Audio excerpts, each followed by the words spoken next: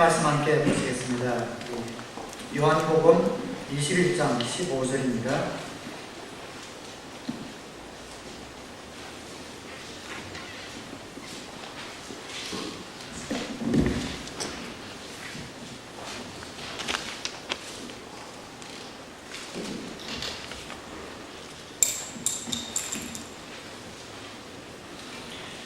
요한복음 21장 15절부터 25절까지 우리 잘 아는 말씀이지만 제가 다시 한번 낭독해 드리겠습니다. 그들이 아침을 먹은 뒤에 예수께서 시몬 베드로에게 물으셨다. 요한의 아들 시몬아, 네가 이 사람들보다 나를 더 사랑하느냐? 베드로가 대답하였다. 주님, 그렇습니다. 내가 주님을 사랑하는 줄을 주님께서 아십니다. 예수께서 그에게 말씀하셨다. 내 어린 양떼를 먹여라. 예수께서 두 번째로 그에게 물으셨다. 요한의 아들 시몬아, 네가 나를 사랑하느냐? 베드로가 대답하였다. 주님, 그렇습니다. 내가 주님을 사랑하는 줄을 주님께서 아십니다. 예수께서 그에게 말씀하셨다. 내 양떼를 쳐라. 예수께서 세 번째로 물으셨다. 요한의 아들 시몬아, 네가 나를 사랑하느냐? 그때 베드로는 예수께서 네가 나를 사랑하느냐 하고 세 번이나 물으심으로 불안해서 주님께서는 모든 것을 아십니다. 그러므로 내가 주님을 사랑하는 줄을 주님께서 아십니다. 하고 대답하였다. 예수께서 그에게 말씀하셨다. 내 양떼를 먹여라. 내가 진정으로 내게 말한다. 네가 젊어서는 스스로 띠를 띠고 네가 가고 싶은 곳을 다녔으나 네가 늙어서는 남들이 네 발을 빌릴 것이고 너를 묶어서 네가 바라지 않는 곳으로 너를 끌고 갈 것이다. 예수께서 이렇게 말씀하신 것은 베드로가 어떤 죽음으로 하나님께 영광을 돌릴 것인가를 암시하신 것이다. 예수께서 이 말씀을 하시고 나서 베드로에게 나를 따라라 하고 말씀하셨다. 베드로가 돌아다 보니 예수께서 사랑하시던 제자가 따라오고 있었다. 이 제자는 마지막 만찬 때에 예수의 가슴에 기대어서 주님을 넘겨줄 자가 누구입니까? 하고 물었던 사람이다. 베드로가 이 제자를 보고서 예수께 물었다. 주님, 이 사람은 어떻게 되겠습니까? 예수께서 말씀하셨다. 내가 올 때까지 그가 살아있기를 내가 바란다고 한다. 그것이 너와 무슨 상관이 있느냐? 너는 나를 따라라. 이 말씀이 믿는 사람들 사이에 퍼져나가서 그 제자는 죽지 않을 것이라고들 하였지만 예수께서는 그가 죽지 않을 것이라고 말씀하신 것이 아니라 내가 올 때까지 그가 살아있기를 내가 바란다고 한들 그것이 너와 무슨 상관이 있느냐 하고 말씀하신 것뿐이다. 이 모든 일을 정언하고 또 이 사실을 기록한 사람이 바로 이 제자이다. 우리는 그의 정언이 참되다는 것을 알고 있다. 예수께서 하신 일은 이 밖에도 많이 있어서 그것을 낱낱이 기록한다면 이 세상이라도 그 기록한 책들을 다 담아두기에 부족할 것이라고 생각한다. 아멘.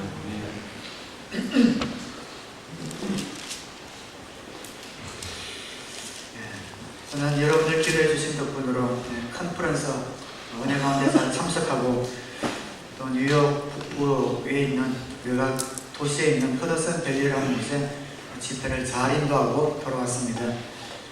주일은 한 번 빠졌지만 2주 만에 성도님들 만나뵈니까 고향에 온 것 같고 여기가 내 집이구나 하는 이런 행복감이 교회에 들어오는 순간부터 저에게 있습니다.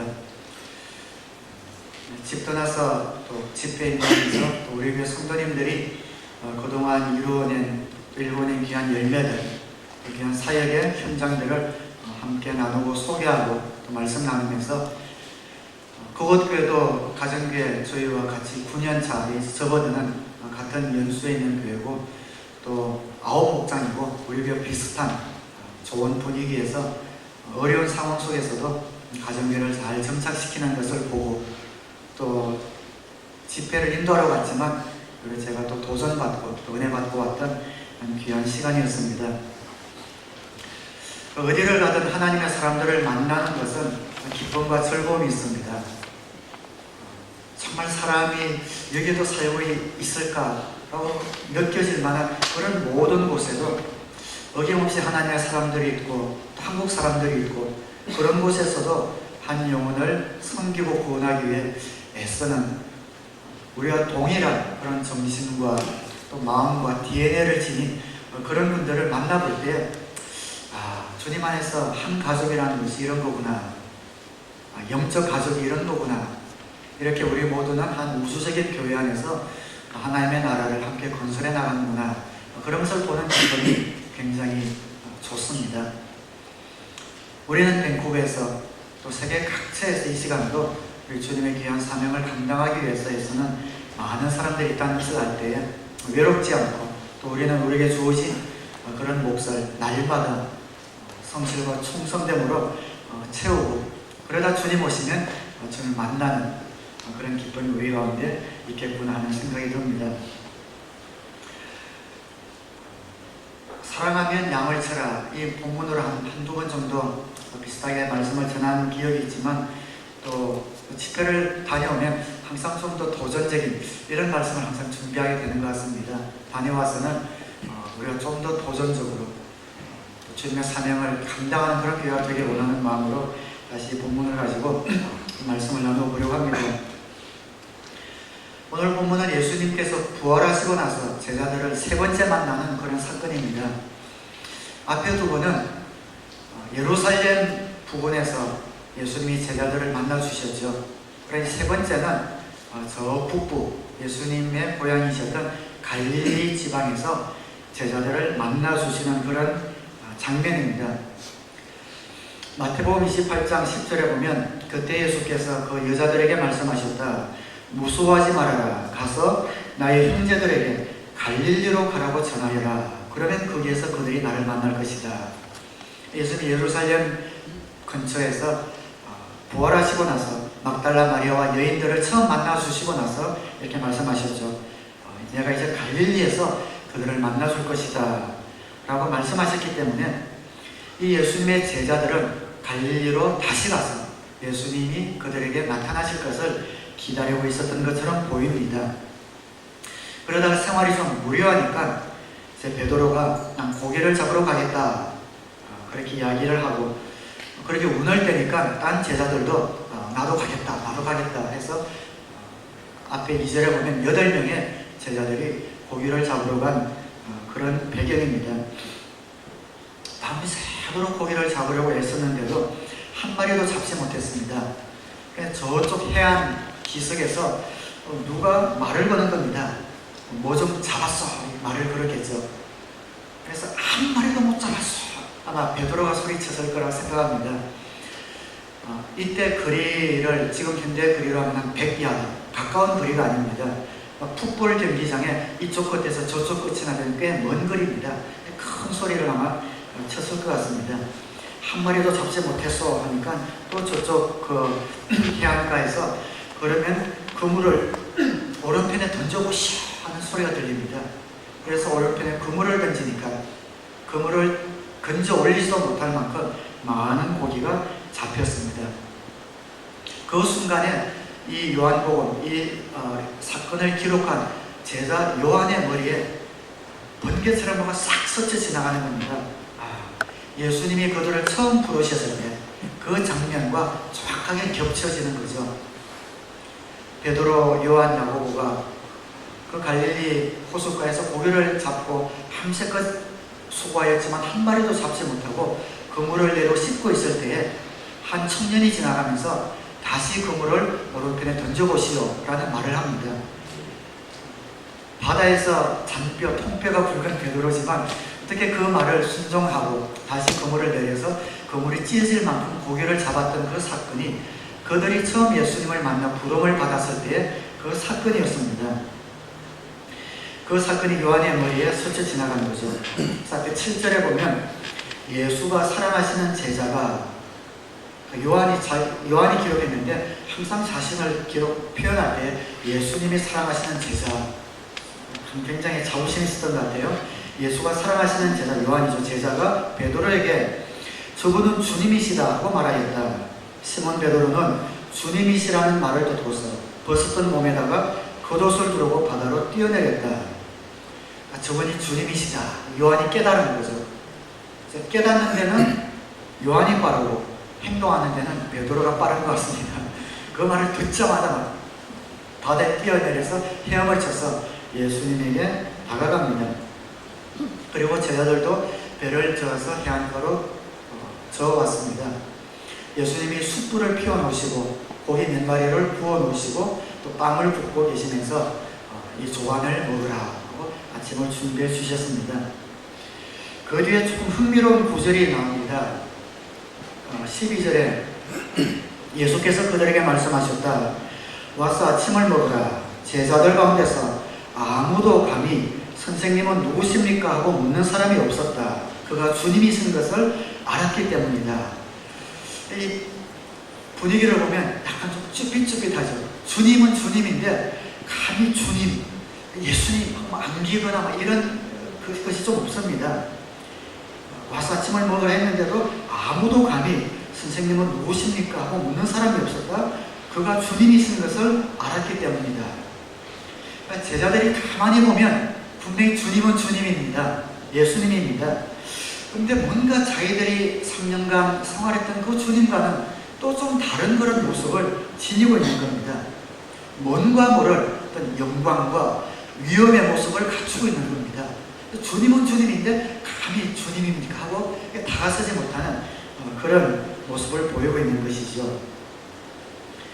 복음서에 보면 예수님을 처음 만났던 모든 제자들이 동일한 이런 행동을 하는 것을 봅니다. 주님을 만났을 때 분명히 예수님은 예수님인데 처음에는 잘 못 알아봅니다. 예수님을 처음 만났던 막달라 마리아도 예수님을 못 알아봤고요. 또 누가복음에 보면 엠마오로 내려가던 두 제자들도 한참 뒤에나 그분이 예수님이셨구나 한참 뒤에나 깨닫는 것을 보게 됩니다. 우리가 죽고 나면 예수님이 다시 오실 때 우리는 부활합니다. 믿으시면 아멘 하시기 바랍니다. 저와 여러분은 부활합니다. 부활한다는 말은 천국에는 우리 영혼이 가지 않습니다. 영혼 자체만으로는 완전한 인격체가 아니지요. 하나님은 우리를 지성, 의를 갖춘 모든 것을 느끼고 즐길 수 있는 인격체로 만들어 주셨습니다. 몸이 없는 영혼은 유령에 불과합니다. 그래서 우리 영혼이 가는 것이 아니라 우리 영혼이 새로운 몸을 덧입게 됩니다. 몸을 덧입게 됩니다. 몸이라는 옷을 입고 그 부활체로 변한 그 몸을 가지고 우리가 천국에 올라가게 됩니다. 그 부활한 몸이 어떤 것인가 정확하게 알 수 없지만 이런 예수님의 모습이라든지 또 고린도후서에 나오는 부활에 관한 모습을 볼 때 좀 힌트는 받을 수 있습니다. 예수님의 그 몸을 볼 때 그분은 그분인데 뭔지 모를 어떤 위엄과 영광에 쌓여있는 그런 모습이 저와 여러분이 부활하게 될 그런 몸이 될 것입니다. 우리가 부활할 때 어떤 몸으로 부활합니까? 우리가 상상할 수 있는 가장 최고의 순간, 최고의 모습으로 우리가 부활하게 될 겁니다. 몸이라는 것은 영혼의 옷입니다. 옷이라는 게 그렇잖아요. 몸에 잘 맞게 입으면 품격이 살아나죠. 옷을 아무렇게나 입는 것이 아니라 옷을 어떤 체형에 맞게 또 피부 톤에 맞게 또 얼굴에 삼각형이든 둥그랗든 네모든 그런 체형에 맞게 옷을 잘 골라 입으면 폼이 나죠. 그래서 코디네이터가 필요할 것 같습니다. 이 몸이 우리 영혼의 옷이기 때문에 우리가 부활할 때 우리 영혼에 가장 알맞은 가장 적합하고 아름다운 몸을 우리 하나님께서 우리에게 허락해 주십니다. 고린도후서 4장 16절에 보면 그러므로 우리는 낙심하지 않습니다. 우리의 겉사람은 낡아가나 우리의 속사람은 날로 새로우십니다. 이것이 우리 예수 믿는 사람들의 축복인 것 같습니다. 자연인은 누구나 점점 낡아가지요. 나이가 들수록 고장이 나고 좀 낡아갑니다. 늙어가고 부패갑니다. 그러나 예수님을 믿는 하나님의 자녀들은 그 사람과는 상관없이 속사람은 주님 만날 날이 점점 다가오기 때문에 점점 새로우십니다. 점점 생명력 있고 빛을 발하고 영광 속에서 새로우시는 그런 속사람을 우리는 가지고 있습니다. 축복입니다. 그러나 또 말을 바꾸면 우리 속사람은 나날이 새로워져는 가지만 우리 그 사람은 어쩔 도리가 없지요. 낡아갈 수밖에 없습니다. 늙어가는 것은 서글픈 일이지요. 그러나 우리 믿는 사람들에게는 부활의 소망이 있다는 겁니다. 우리가 정말 아름다운 몸을 입고 몸의 모든 질병을 떨쳐버리고 몸의 모든 한계를 극복하고 하나님이 주신 아름다운 그런 옷을 입으리라는 소망이 우리 가운데 있다는 것, 그래서 얼마나 큰 축복인지 모릅니다. 사랑하는 여러분, 우리 몸의 부활, 영광스러운 부활의 몸을 입으실 것을 믿으시면서 영광스러운 그날을 날마다 소망 가운데 기다리시고 또 바라보시고 또 전진해 나가시기를 주님의 이름으로 축원합니다. 예수님과 베드로의 대화에 관해서 특별히 이 부분에 대해서 가장 많은 설교, 가장 많은 어떤 주석이 나왔을 것 같습니다. 네가 나를 사랑하느냐? 사랑합니다. 이 짧은 대화가 가장 많은 어떤 이야기로 설교로 이렇게 나오지 않았나 싶습니다. 그러나 그 초점은 간단합니다. 네가 나를 사랑하느냐? 3번을 물으시고 주님이 아십니다 라는 것을 3번 반복하는 것, 그것이 초점이죠. 왜 이 배경, 이 대화가 우리 기독교, 교회, 설교, 교리, 주석 그 모든 것을 통틀어서 그렇게 관심이 많은가? 여기 쓰이는 단어가 굉장히 무수하게 변화가 많기 때문에 그렇습니다. 깊은 의미가 있다는 것을 느끼게 만드는 그런 단어들이 막 모여 있습니다. 네가 나를 사랑하느냐 할 때 이 사랑이라는 단어도 같은 단어가 아니라 2가지 다른 단어가 쓰입니다. 내가 주님을 사랑하는 줄 주님께서 아십니다 할 때 안다라는 단어도 2가지 다른 단어를 쓰고 있습니다. 내 양을 먹이라 하는 이 양이라는 것은 3가지 단어를 쓰고 있습니다. 내 양을 먹이라, 내 양들을 쳐라 라는 것도 2가지 다른 단어를 번갈아 쓰고 있습니다. 이렇게 단어를 바꾸어가면서 이야기할 때는 어떤 정하고 싶은 그런 깊숙한 의미가 있지 않겠느냐 해서 이 구절, 이 대화가 굉장히 중요하게 느껴지고 있습니다. 네가 나를 사랑하느냐? 헬라어에는 사랑이라는 것이 신적인 사랑, 하나님의 사랑을 의미하는 아가페오 사랑이 있죠. 그리고 인간들 간의 어떤 우정을 의미하는 필레오라는 사랑이 있습니다. 근데 예수님께서 베드로에게 물어보셨던 두 번째 사랑은 아가페입니다. 네가 나를 아가페하느냐? 네가 나를 신적인 사랑으로, 내가 너를 사랑한 것 같은 이런 사랑으로 나를 사랑하느냐? 이렇게 물어보셨습니다. 근데 베드로는 그 말을 듣고 네, 제가 주님을 필레오합니다. 이렇게 다른 단어의 사랑을 이용해서 답변을 합니다. 네가 나를 신적인 사랑으로 사랑하느냐? 베드로는 내가 주님을 인간적인 이런 사랑으로 사랑합니다. 다시 네가 나를 신적인 사랑으로 사랑하느냐? 내가 주님을 또 필레오합니다. 주님을 내 마음 깊숙한 이런 사랑으로 사랑합니다. 그러니까 마지막 3번째는 주님이 질문을 바꾸십니다. 네가 나를 필레오하느냐? 네가 이번에 인간적인 사랑으로 나를 사랑하느냐? 그러니까 베드로가 또 동일하게 네, 제가 주님을 필레오하는지 주님께서 아십니다. 그렇게 대답을 하고 있죠. 이 구절을 보고 많은 주석가들은 주님은 베드로를 사랑하는 신적인 사랑으로 우리를 사랑하는 그 사랑으로 네가 나를 신적인 사랑처럼 사랑하느냐라고 물어보셨지만 예수님을 바로 전까지 부인했던 배반했던 이 베드로는 그 지극하신 신적인 사랑으로 주님을 사랑한다고 말할 그런 용기, 그런 어떤 용기가 없어서 그까지는 아니지만 그러나 정말 제 마음을 다해서 인간적인 이런 사랑으로는 주님을 사랑합니다. 이렇게 대답을 했을 것이다 라고 해석을 하고 있고 저도 공감을 합니다. 내 양을 치라. 첫 번째 양은 아주 어린 양을 의미합니다. 두 번째 양은 중간 사이즈 정도의 양, 마지막 3번째 큰 사이즈의 양을 의미를 하는 다른 단어를 쓰고 있습니다. 그래서 모든 양들을 먹이라, 그렇게 주님께서 말씀하신 것 같습니다. 어쨌든 이 많은 의미들이 있지만 간단하게 말해서 이 대화의 초점은 예수님이 3번을 물으셨다는 것, 그리고 내 양을 먹이라는 것, 이 2가지가 초점입니다.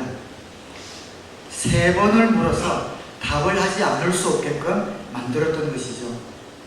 예수님이 왜 3번을 물으셨을까? 지금 예수님은 예수님을 부인하고 배반하여 좌절과 낙심과 어떤 외로움과 고독감, 또 열등감에 빠져있는 이 베드로를 다시 부르시는 그런 장면입니다. 예수님을 3번 부인한 베드로의 마음의 상처를 싸매주고 격려하기 위해서 지금 이 베드로에게 그렇게 질문을 하고 계신 겁니다. 베드로는 보통 제자가 아니지요. 베드로 자신도 그것을 압니다. 마태복음 16장에 주는 그리스도시요 살아계신 하나님의 아들입니다 라는 믿음의 고백을 했을 때 바요나 시몬아 네가 복이 있도다. 내가 이 반석 위에다가 내 교회를 세우겠다.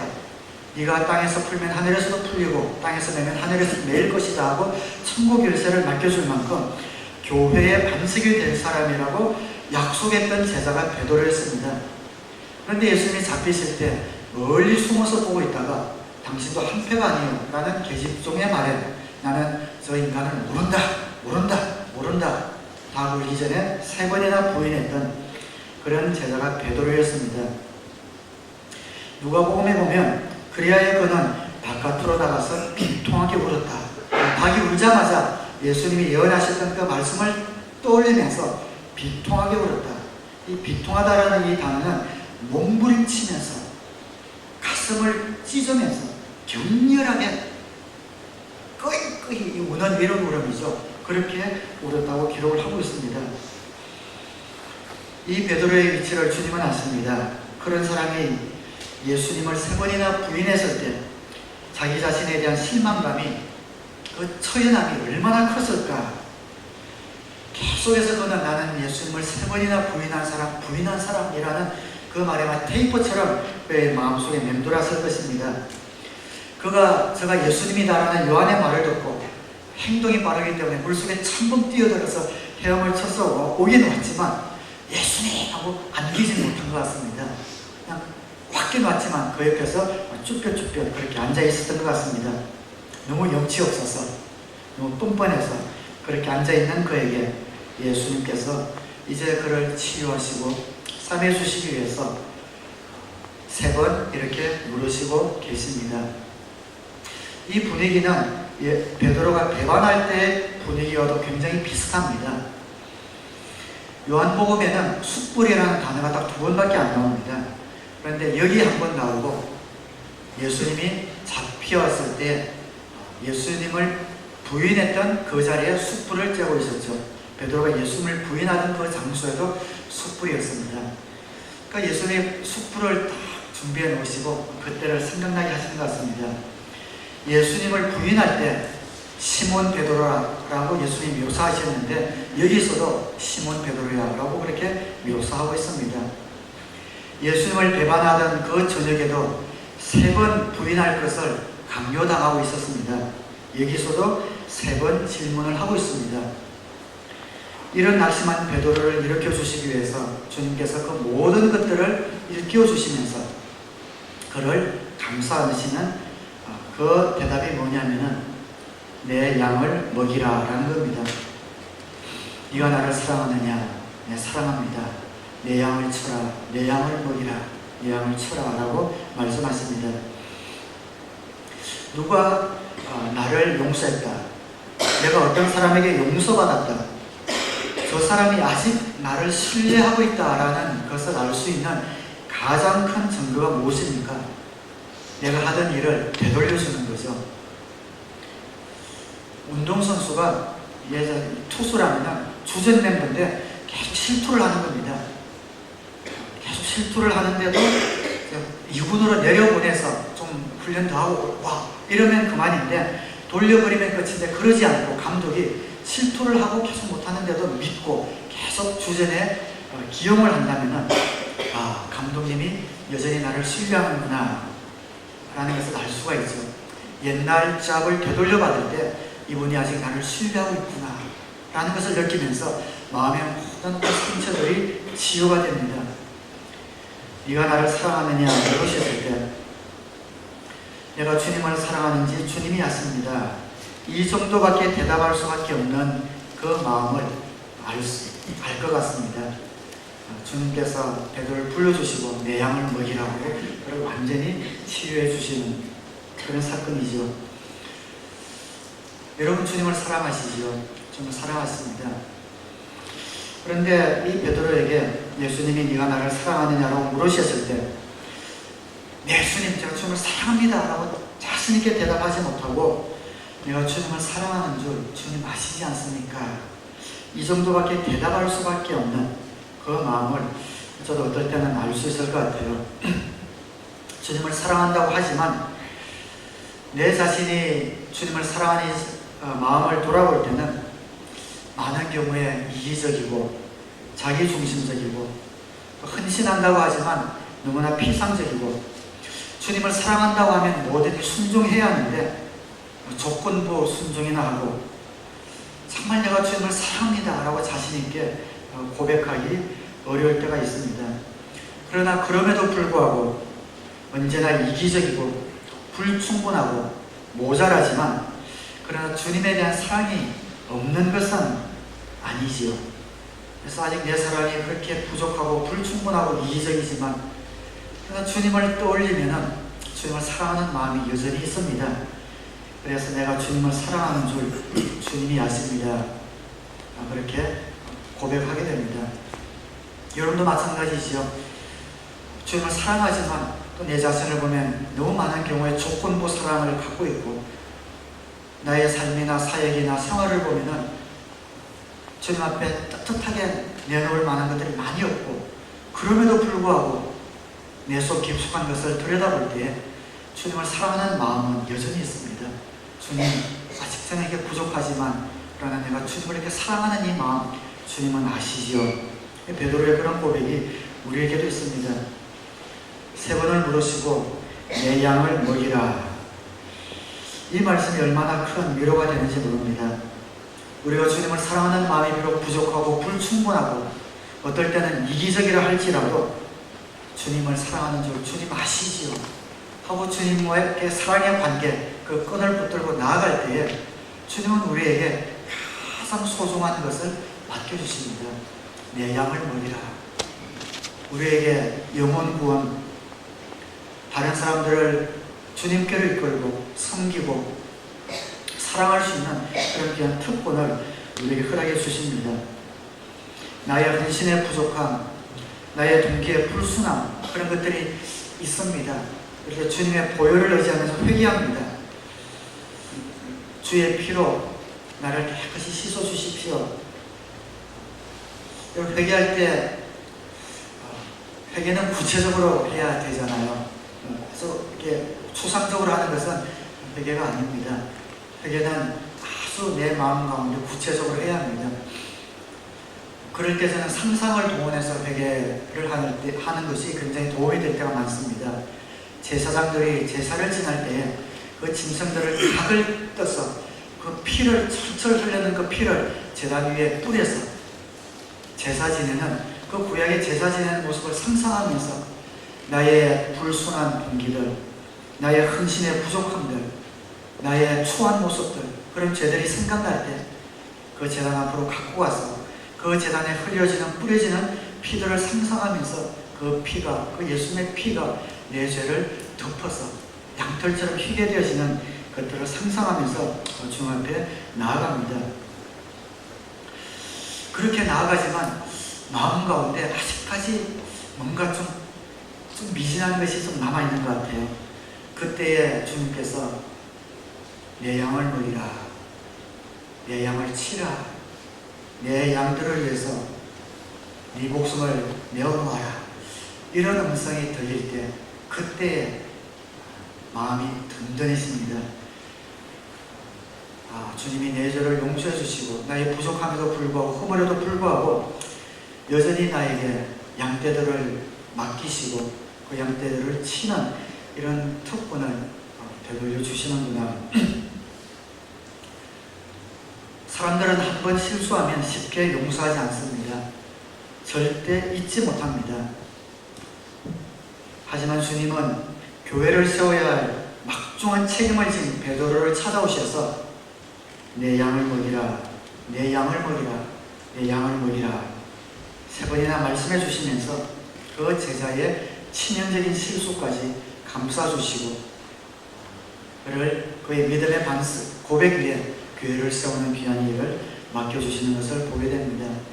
혹시 여러분 가운데 아직까지 어떤 나의 헌신의 부족함, 나의 해결되지 못한 어떤 습관들, 날마다 반복하는 이러한 잘못된 옛사람의 모습들, 그런 것들 때문에 주님 앞에 떳떳이 서서 사역을 감당하지 못하고 또 깨어진 심령 때문에 항상 쭈삣쭈삣하면서 주님 품에 다 안기지 못하는 신앙생활의 어떤 능력이나 상보람이 그것을 느낀 적이 오래된 그런 마음을 갖고 혹시 앉아있는 분이 계시진 않습니까? 돌아보면 나의 부족함과 연약함 때문에 주님 앞에 마음 놓고 헌신하고 싶은데 하지 못하는 이런 마음을 갖고 계신 분이 있다면 이 베드로를 감싸주셨던 그 주님께서는 오늘도 저와 여러분이 찾아오셔서 그럼에도 불구하고 주님, 내가 주님을 사랑하는 이 마음을 주님은 아시지요 라고 고백할 때에 우리에게 양떼들을 맡겨주시고 보내주시면서 그 양떼들을 섬기고 먹이라는 특권을 주시는 그 주님의 음성, 그 주님의 손길을 이 한 시간 꼭 붙드시기를 주님의 이름으로 축원합니다. 18절에 내가 진정으로 내게 말한다. 네가 젊어서는 스스로 띠를 띠고 네가 가고 싶은 곳을 다녔으나 네가 늙어서는 남들이 네 팔을 벌릴 것이고 너를 묶어서 네가 바라지 않는 곳으로 너를 끌고 갈 것이다. 예수께서 이렇게 말씀하신 것은 베드로가 어떤 죽음으로 하나님께 영광을 돌릴 것인가를 암시하신 것이다. 베드로를 불러주셨을 뿐 아니라 베드로의 순교를 예언해주고 계십니다. 베드로가 이 말씀을 들었을 때, 이 예언을 들었을 때 두려웠을까요?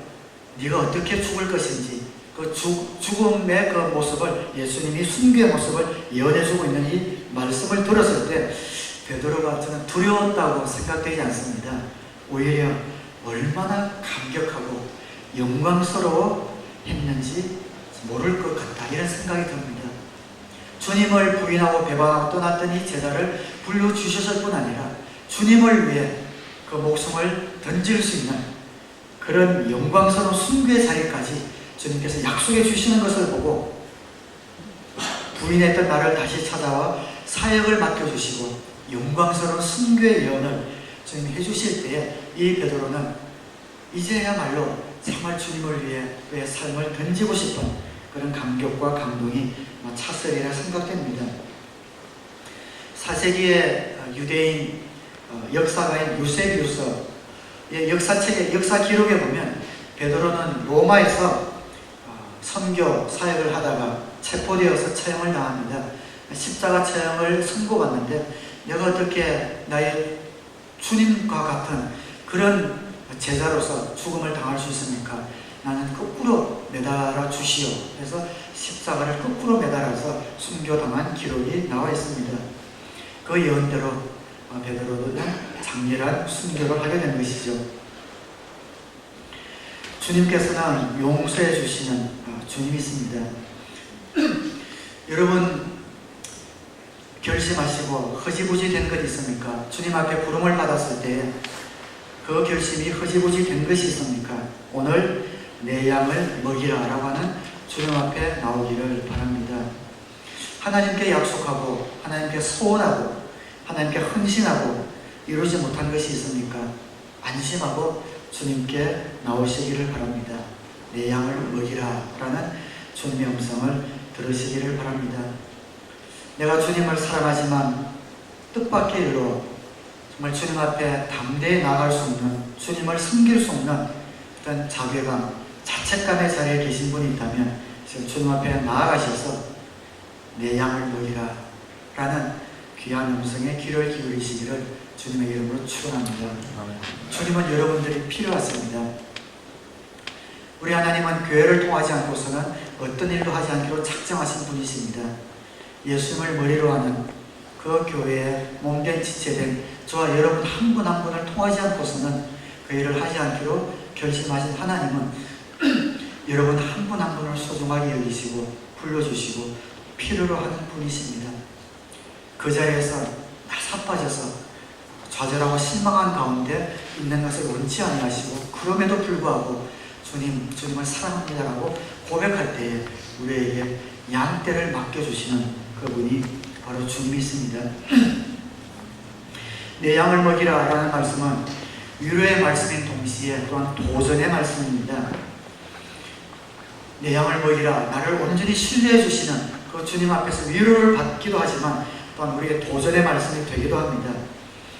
여러분, 사랑하는 사람을 위해서는 그 사람의 소원을 우리가 풀어주잖아요. 사랑하는 사람이 우리에게 어떤 소원이 있을 때 그 소원을 위해서 우리가 살게 됩니다. 우리를 사랑하고 우리에게 양떼를 맡겨주신 그 주님의 소원이 무엇입니까? 우리 하나님의 소원은 성경에 곳곳에 나와 있습니다. 베드로서 3장 9절에는 어떤 이들이 생각하는 것과 같이 주님께서는 약속을 더디 지키시는 것이 아닙니다. 도리어 여러분을 위하여 오래 참으시는 것입니다. 그분은 아무도 멸망하지 않고 모두 회개하는 데에 이르기를 바랐습니다. 주님의 소원입니다. 주님을 사랑하면 그 소원을 위해 살 수밖에 없습니다. 마태복음 28장에도 주님의 유언과 같은 말씀이 있잖아요. 너희는 가서 모든 족속으로 제자를 삼아 아버지와 아들과 성령의 이름으로 침례를 주고 내가 너에게 분부한 모든 것을 가르쳐 지키게 하라. 가서 제자 삼으라. 영혼 구원하여 제자 만드는, 이것이 우리 주님의 소원이셨고 우리 아버지 하나님의 소원입니다. 네가 나를 사랑하느냐? 네, 사랑합니다. 사랑하느냐? 사랑합니다. 내가 주님을 사랑하는 주님께서 아십니다. 정답을 했을 때, 말했을 때 주님께서 딩동대 정답이다. 그 대답이 내 마음에 흡족하다.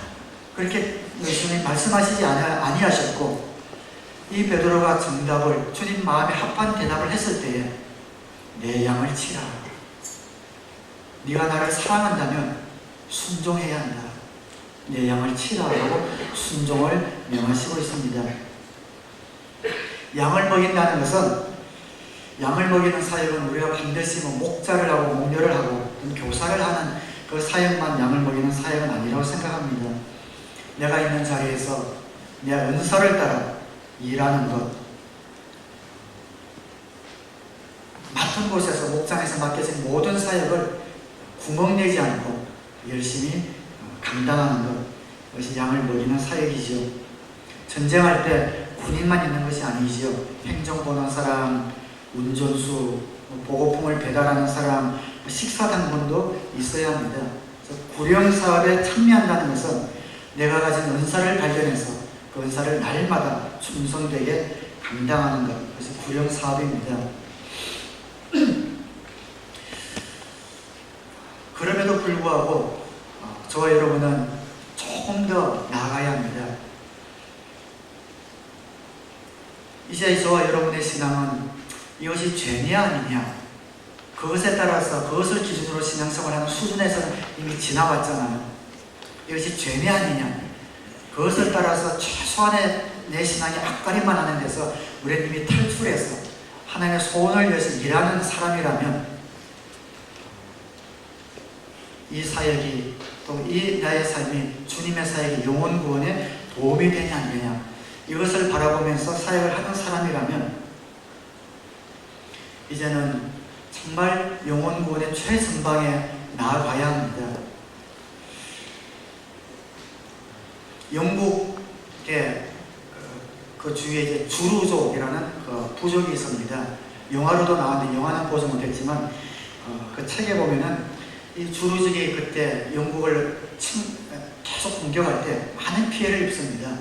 그래서 그때도 이제 주루족 용맹한 군사들 4,000명이 이제 그 영국 군대를 침공을 하는데, 영국 군대 100명이, 영국 군인 100명과 주루 부족 4,000명이 결투하는 그것을 영화로 만든 주루라는 영화가 있습니다. 그 스토리를 보면, 그 역사 스토리를 보면은 그 4,000명이 올 때 시체를 넘으면서 오는데 결국 4,000명을 100명의 영국 군인이 물리칩니다. 역사에 남는 그런 전투입니다. 그 전투가 끝나고 살아남은 군인들 가운데서 15명이 훈장을 받게 됩니다. 영국에서 제일 명예로운 빅토리아 훈장인가요? 그래서 15명이 훈장을 받게 됩니다. 그것을 볼 때는 그런 생각이 듭니다. 우리의 영적 싸움은 정말 누구나 할 수 있는, 군인으로서 누구나 영적 싸움은 할 수 있습니다. 그러나 정말 영적 싸움의 최전방에 있는 사람들이 누굴까? 이제 집회를 이번에 가면서도 그런 생각이 들었는데, 거기에 계신 우리 목사, 구호들을 보면서도 그런 생각이 들었는데, 이 시대에 영적 전쟁, 영혼 구원의 최전방에서 싸우는 사람들은 목자들이구나, 그런 생각이 막 드는 겁니다. 최전방의 그 전투, 그 장수가 있던 목장입니다. 최전방에서 영혼 구원, 예수님 그 이웃 영혼 구원 아니라면 받지 않아도 되는 손해, 모욕, 핍박을 감수하면서 주님 만나는 그날까지 그 사역 놓지 않고 가는 목자들이야말로, 그 목장이야말로 영적 전투의 최전방에 있는 그런 군인들이 아닌가, 그런 생각이 들었습니다. 또 이번 컨퍼런스를 하면서 그 컨퍼런스에 오신 목사님들 만나고 교제하는 것이 굉장히 큰 즐거움입니다. 정말 어떤 수적인 부흥, 어떤 이런 것 다 내려놓고요. 그 여러 목사님들은 정말 대가를 안 치른 그런 목사님이 없습니다.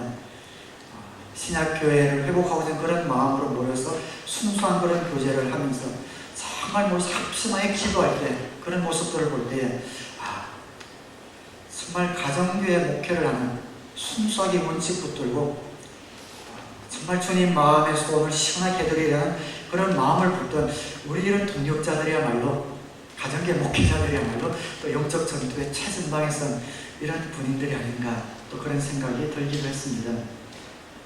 전쟁은 누구나 하지만 훈장을 받는 사람은 최전방에서 싸웠던 사람들입니다. 그래서 저는 우리 목장을 통해서, 가정교회를 통해서 신앙생활을 하는 분들은, 그래서 주님 앞에 갔을 때에 정말 큰 상이 있을 거라는 그런 확신이 저는 정말 드는 이유가 거기에 있습니다. 근데 15명 훈장을 받은 사람들 가운데는 군인이 아니라 의사도 한 명 끼어 있었습니다. 근데 영화에 보면 그 이야기에 보면은 의사가 이제 환자를 치료하고 있죠. 그 위생소환에서 치료하고 있는데 총알이 날아다닙니다. 아랑곳하지 않습니다. 근데 거기서 주로 부족까지 들어옵니다. 그 부족이 돌아서, 적들이 돌아서 그 옆을 막 뛰어다니는데도 전혀 눈길을 한번 주지 않고 그 환자를 온전히 집중해서 치료하는 그런 장면이 나옵니다. 근데 그 의사도 가장 최전방에 있었던 군인들처럼 가장 명예로운 훈장을 받는 것이지요. 주님 앞에 섰을 때 훈장 받는 사람은 누구인가? 자기가 맡은 일에 충성을 다하는 사람입니다. 견눈 팔지 않고 그 곁에 어떤 위험과 유혹이 온다 하더라도 그에게 맡겨준 그 사명, 그 은사를 따라서 충성을 다하면서 그 자리를 지키는 사람, 그 사람이 주님 앞에 섰을 때 훈장 받는 그런 사람이 아닌가, 그런 생각이 듭니다. 베드로가 궁금해져서 예수님께 이렇게 질문하지요. 21절에 베드로가 이 제자를 보고서 예수께 물었다. 주님, 이 사람은 어떻게 되겠습니까? 요한을 보고, 이 요한은 나는 이제 순교당할 것을 주님이 예언해 주셨으니까 난 순교를 당하겠지만 이 요한은 그 뒤에 장래가 어떻게 되겠습니까? 물어보는 겁니다. 베드로의 이런 사역이나 삶을 성경 복음서를 통해서 쭉 보면요, 그 패턴을 보면은 예수님의 칭찬을 듣는 굉장한 일을 하고 나면 곧바로 말실수를 해가지고 이렇게 꾸중듣는 것이 꼭 나옵니다. 이게 베드로의 패턴인 것 같아요. 그래서 그렇게 질문을 하고 또 꾸중을 듣지요. 22절에 예수께서 말씀하셨다. 내가 올 때까지 그가 살아있기를 내가 바란다고 한들 그것이 너와 무슨 상관이 있느냐? 너는 나를 따라라. 내 자라면 너나 잘해. 니나 잘해. 요한이 어떻게 다니 무슨 상관이야? 그렇게 고정을 하고 있는 거죠. 우리에게 정말 필요한 말씀입니다. 우리는 정말 남에게 너무 쓸데없는 관심이 많은 것 같아요.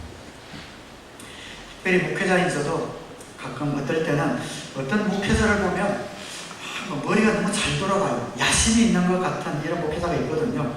자기 머리를 써서 막 야심을 가지고 목회를 하는 것 같은데 교회는 막 성장을 한단 말이죠. 막 순수한 것 같지도 않고 머리 써서 하는 것 같은데 교회가 막 성장합니다. 그러면 하나님 어떻게 된 겁니까? 이런 마음이 좀 들기도 합니다. 반대도 있습니다. 어떤 목사님을 보면 정말 성실하고 애쓰는데 목회는 굉장히 힘든 그런 경우도 있습니다. 하나님 저런 경우는 왜 그렇습니까? 물어보기도 합니다. 예수 잘 믿는 사람에게 사고가 생기면 하나님 왜 이런 사고가 생깁니까? 또 자기는 자기 믿음 하나 지키는데도 막 허덕이는데 어떤 사람은 직장생활도 잘하고 사업도 잘 풀리고 자녀들도 잘 자라고 신앙도 좋고 막 그런단 말이죠. 하나님 저 사람은 어떻게 된 겁니까? 그런 살풋한 질문들, 원망들이 우리 가운데 나오게 됩니다. 주님은 신경 쓰지 마라. 너 할 일, 너가 맡은 곳에서 너에게 주어진 일, 그게 최선을 다하라. 그렇게 말씀하십니다. 기억하시기 바랍니다. 하나님은 우리를 사랑하시되 저와 여러분이 온 우주에 하나밖에 없는 것처럼 사랑하십니다. 그래서 내 자신을 향한 특별한 뜻과 계획이 있었습니다. 여러분 한 분 한 분을 향한 여러분이 하나님의 자녀가 된 그 순간부터 여러분은 하나님의 관심의 중앙에 들어가게 되고 여러분을 향한 하나님만이 갖고 계시는 섭리와 뜻이 있습니다. 그래서 그 뜻을 위해서 그 섭리를 위해서 우리를 훈련시켜 주시는 거죠. 어떨 때는 축복을 주시기도 하고 어떨 때는 고난을 통해서 축복과 고난의 비율을 기가 막힌 신비의 요약처럼 하나님이 섞으셔서 우리를 훈련시켜 주십니다. 그래서 내가 고난 가운데 있을 때 내 옆에 있는 사람은 축복으로 그 사람을 훈련시켜주고 있는 과정인지 모릅니다. 그럴 때 하나님 왜 나에게 고난인 것은 축복입니까? 질문하지 말라는 겁니다. 하나님의 영역이라는 겁니다. 어떨 때 나에게 축복을, 어떨 때 다른 사람 고난을 통해서 하나님께서는 하나님의 자녀들을 기가 막히게 훈련을 시켜주십니다. 축복의 경험이 없으면 하나님에 대한 믿음이 자라나지 않아요. 하나님의 축복의 경험이 없으면 소망도 자라나지 않습니다. 그래서 축복을 통해서는 우리의 믿음과 소망을 자라나게 해주십니다. 그런데 믿음, 소망, 사랑이 있잖아요. 이 사랑은 축복으로 자라나지 않습니다. 사랑은 고난을 겪어봐야만 사랑이 생깁니다. 그래서 우리 가운데 믿음과 소망과 사랑이 균형 있게 자라나는 하나님의 사람이 되게 하기 위해서 좀 축복과 고난을 기가 막힌 비율로 섞으셔서 우리를 빚으시기 때문에 남에게 관심 갖지 말라는 겁니다. 하나님은 그분에게 가장 중요한 분이고 그분의 성격을 가장 잘 아시고 그분의 삶에 대한 계획이 있으셔서 그분을 이끌어 가시고 그리고 하나님은 나에 대한 계획이 또한 있으시고 꿈이 있으셔서 나의 삶 가운데 축복과 고난을 통해서 이끌어 가시기 때문에 여러분에게 주신 그 소명과 그 은사를 따라서 여러분 계신 곳에서 날마다 최선을 다하여 충성해 나가시기를 우리 주님의 이름으로 축원합니다. 그래서 우리에게는 이런 힘이 되는 구절, 제가 좋아하는 구절이 있지 않습니까? 우리 함께 합독 한번 해보시겠습니다. 하나님을 사랑하는 사람들, 곧 하나님의 뜻대로 부르심을 받은 사람들에게는 모든 일이 서로 협력해서 선을 이룬다는 것을 압니다. 내가 할 일, 내가 있는 자리에서 나를 향하신 하나님의 뜻이 무엇인지 알고 충성하는 것. 우리가 하나님 앞에 섰을 때 얼마나 성공했느냐 하는 것보다 내가 얼마나 충성했느냐, 이것이 주님의 관심이라는 것을 꼭 기억하시기를 바랍니다. 말씀을 맺으려고 합니다. 베드로에 대한 계획이 다르고 요한에 대한 계획이 달랐습니다. 행동파인 베드로는 십자가에서 장렬하게 거꾸로 죽도록 만들어 하나님께 영광 돌리도록 하셨고, 통찰력이 있었던 요한은 거의 100살까지 살도록 두셔서 요한복음 또 장래에 되어질 모든 일들을 예언한 요한계시록을 기록하도록 하셔서 하나님께 영광 돌리도록 하셨습니다. 베드로는 죽어서 주님께 영광 돌렸고 요한은 살아서 주님께 영광 돌렸습니다. 베드로는 행동으로 주님께 영광 돌렸고 요한은 지성을 통해서 주님께 영광 돌렸습니다. 이 모든 일을 증언하고 또 이 사실을 기록한 사람이 바로 이 제자이다. 우리는 그의 증언이 참되다는 것을 알고 있다. 여러분이 예수님을 영접하여 하나님의 자녀가 되었다면 하나님의 특별한 섭리와 관심과 사랑이 있다는 것을 꼭 기억하시기를 바랍니다. 제가 갔던 허드슨 밸리라는 곳은 뉴욕은 뉴욕인데 뉴욕에서 한 1시간 반 정도 더 좀 올라가는 어떻게 보면 굉장히 교회에 있는 한인이 많지 않은, 그리고 여기처럼 붙어 있지도 않고요, 떨어져 있어서 어디에 누가 사는지 알 수도 없는 그런 곳에 교회가 있습니다. 허드슨 밸리 교회 김지성 목사님은 2005년 2월에 휴스턴 솔교회 목회자 세미나에 저와 함께 참석한 동기 목사님이십니다. 그곳에서 9년간 그 어려운 상황 속에서도 정말 든든하고 아름답게 가정교회를 세워놓은 것을 보았습니다. 집회 끝나고 마지막 날 우리 목사 부부들이 다 모여서 간담회를 하고 초원 모임을 하는데, 초원 모임을 하는 걸 쭉 보면서 우리 교회 초원 모임 하는 것과 분위기가 거의 똑같아요. 참 좋더라고요. 목사 부부들도 거기도 한 4년 5년 됐을 때 큰 풍랑을 겪고 많은 어려움을 겪었지만 그런 대가를 치르고 세워진 그런 교회였습니다. 저에게 식사 대접을 우리 목사님들이 끼니마다 해주셨는데, 식사 대접 한번 하러 가면 그냥 이런 국도도 아니고 하이웨이 같은 데를 1시간 반 이렇게 가야 돼요. 그 가게를 갔는데 거기서 식사 대접을 하는데 그 집은 또 거기서 20분을 더 가야 된다네요. 그런 곳에 목장을 해서 그 주위에 있는 분들을 전도해서 목장들을 세운 목장이 9목장이나 되더라고요. 교회 오려면 1시간 반, 1시간 40분, 보통 제일 가까운 데가 한 3, 40분 하회를 달려서, 그런데 모두 1시간 이상 되는 데서 그 교회를 오가고 목장을 하고 있더라고요. 이야, 참 대단하다. 그리고 그곳에서 한인이 없는데 한인이 있는 모든 정보를 받아가지고 그 목자들이, 목사님이 집집마다 찾아가서 그분들을 전도하는 그런 것들을 볼 때 참 도전이 되었습니다. 거기에 비하면 우리 밴쿠버는 이거 완전 양어장 아닌가 이런 생각이 들 정도로 환경이 너무 좋습니다.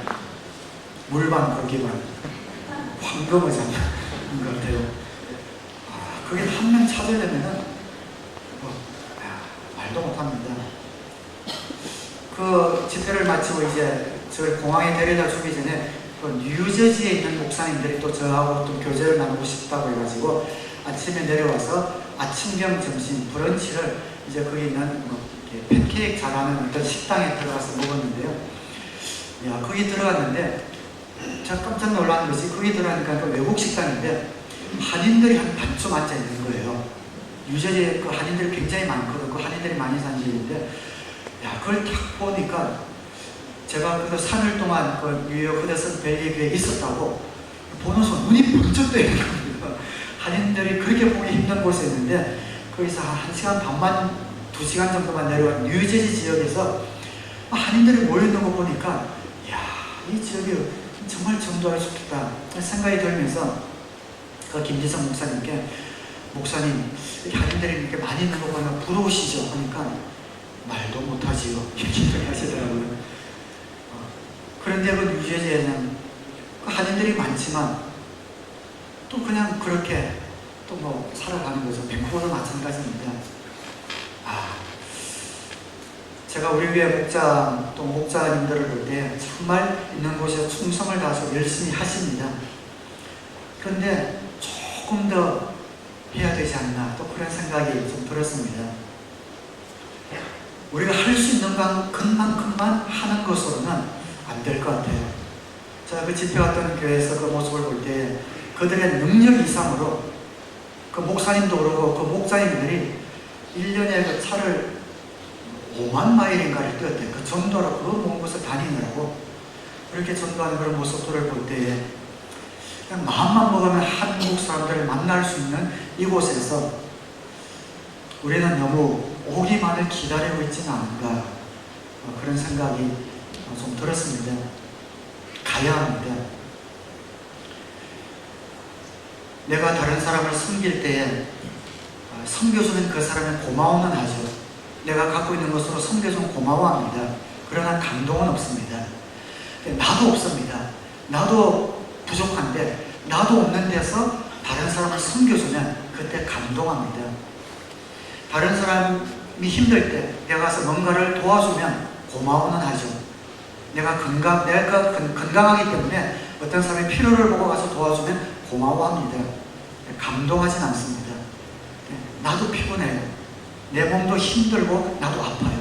그럼에도 불구하고 다른 사람이 필요가 있을 때 내 지친 몸을 이끌고 찾아가서 도와줄 때 그때 감동을 하는 겁니다. 가정교회는 어떻게 해서 영혼들이 구원되는가? 그 목장에는 두 가지가 있어야 합니다. 하나님의 사랑이 경험되어져야 되고 하나님의 능력이 경험되어져야 됩니다. 하나님의 능력은 기도 응답을 통해서 경험되어져야 합니다. 여러분의 목장마다 기도 응답이 있어야 합니다. 하나는 하나님의 사랑이 경험되어져야 되는데 그 하나님의 사랑은 마음의 감동적인 섬김을 받을 때 그때 비로소 하나님의 사랑이 접촉이 되어집니다. 내가 할 수 있는 것만큼 하면 본전은 합니다. 고마워는 합니다. 감동까지는 연결되지 않습니다. 사랑하는 여러분, 우리가 지금까지 이렇게 세워왔고 우리에게 주신 사명이 영혼 구원이라면 정말 감동을 주는 엑스트라 우리의 공간을 가는 그런 희생과 섬김이 우리 교회 목장 가운데 있게 되기를 주님의 이름으로 축원합니다.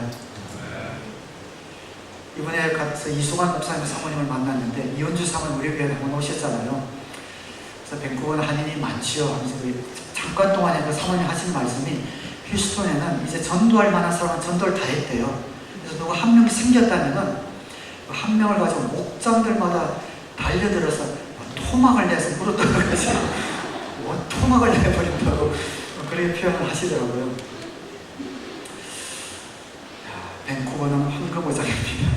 여러분 목장마다 주님 그냥 보내주시면은 그냥 한번 최선을 다해보고 아니면 말고가 아니라 정말 주님의 심정을 가지고 주님을 사랑한다면 양떼들을 치는 이 일에 우리의 한계를 조금 넘는 희생이 들어간 그런 마음을 가지고 주님의 마음의 소원을 시원하게 드리는 우리 사랑의 교회가 되기를 다시 한번 주님의 이름으로 축원합니다. 기도하겠습니다.